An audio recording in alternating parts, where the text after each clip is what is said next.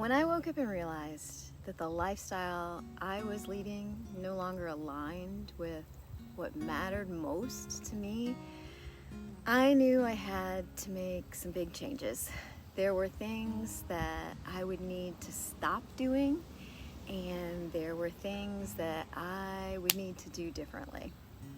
And if you're someone that's feeling the pressure of a really fast-paced lifestyle, it's my hope that by sharing my story here today, it will inspire you to make some changes for your life as well. So looking back, I had thought when I quit my corporate job to start my own business that regardless of knowing that it would take a lot of hard work, that I still would be able to control my own schedule, and that as a result I'd be able to put the things that I valued most, my health, my family, these things, at the top of my priority list.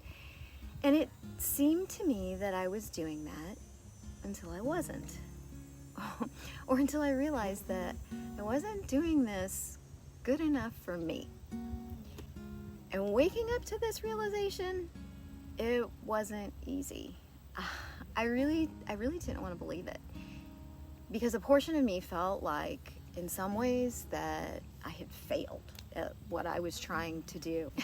My journals, they encourage seasonal slow living, which I so believe in.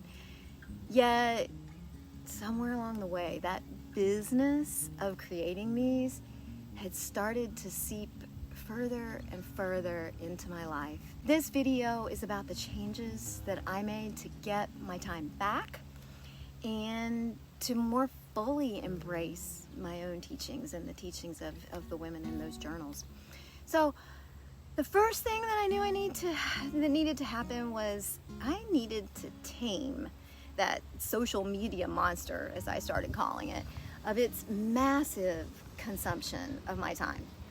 A year ago, I was on practically every platform besides Twitter. That had to stop. Anyway, this was such a huge relief.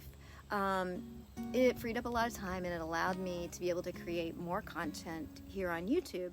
Probably the next biggest thing that I quit doing was I stopped always thinking about what I needed to do next while I was having a conversation with someone.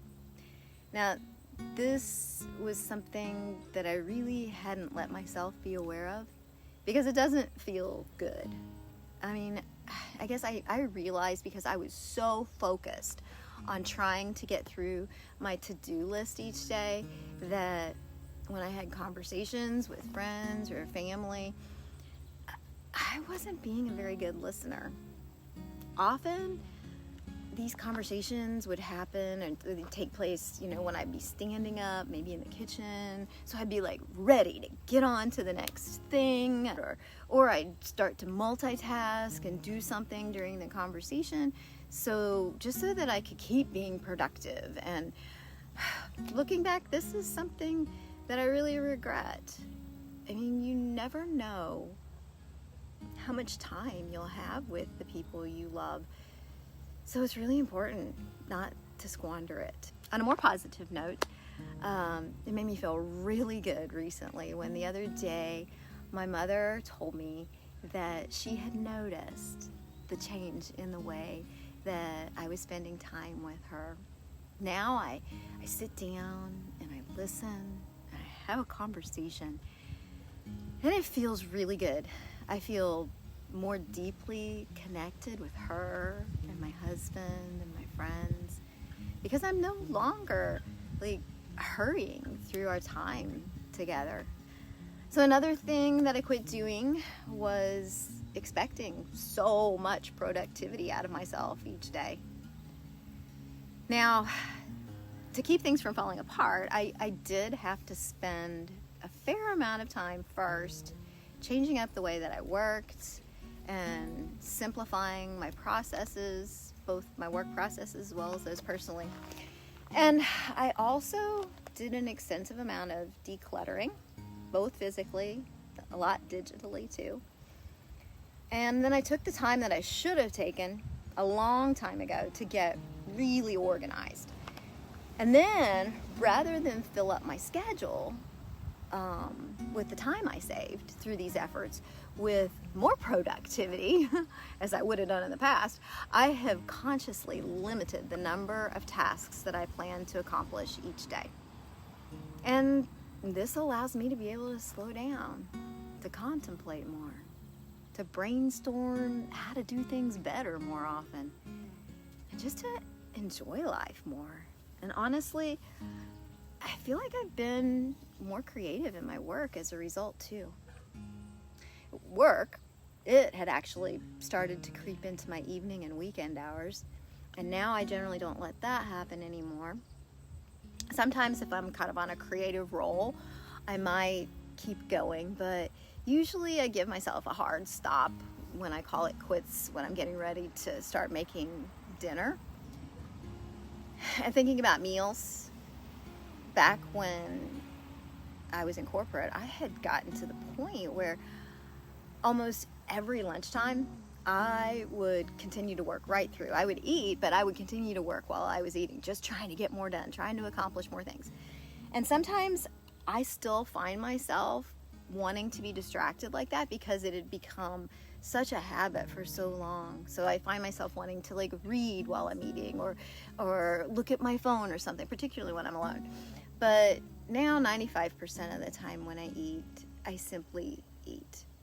And I know this is really beneficial for your gut health. It really is. But anyway, back to working in the evenings. By giving myself that boundary of not working after dinner time, it made it a whole lot easier to relax and unwind in the evening, which has improved the quality of my sleep a lot. And another big shift that I consciously made was to stop hurrying.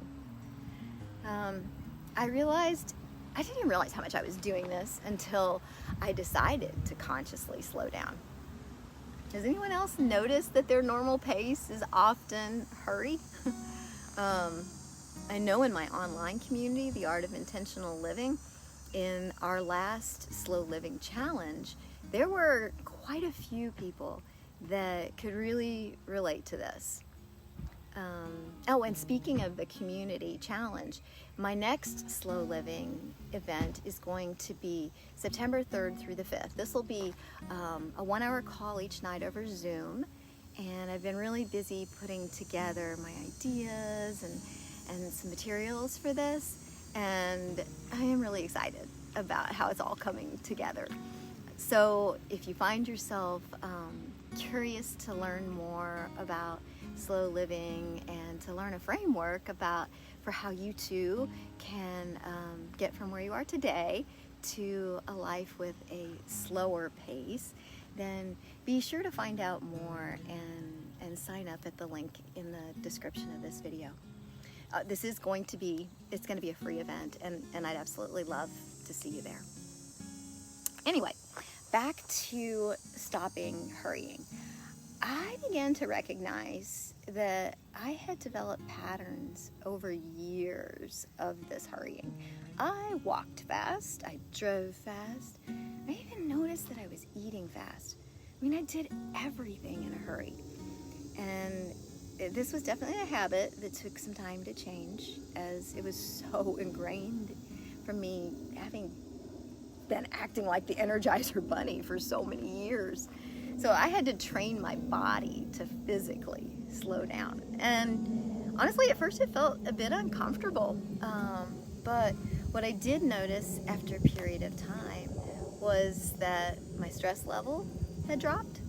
And honestly, I didn't even realize that hurrying was causing my body stress until the times when I would then catch myself hurrying and then notice what was happening in my body when I did that. It feels good to just let myself relax, flow, and enjoy life a bit more than I used to. So if you're someone that already has taken steps to slow down in your own life, would love to know what changes you've noticed in your own life as well. Hopefully by hearing a little bit of my own experience and then reading in the comments the experiences of others who've managed to slow down in their lives, will be able to inspire the people that feel drawn in some way to make some changes in their lives, to go ahead and do so. And if this is you, feeling a little drawn to slow down and step away from such a hectic lifestyle, be sure to join me for my slow living event that I had mentioned to you that's coming up in a couple weeks. Thank you so much for being here, for listening, for sharing with your friends, for sharing your thoughts. I really appreciate you, and have a great week.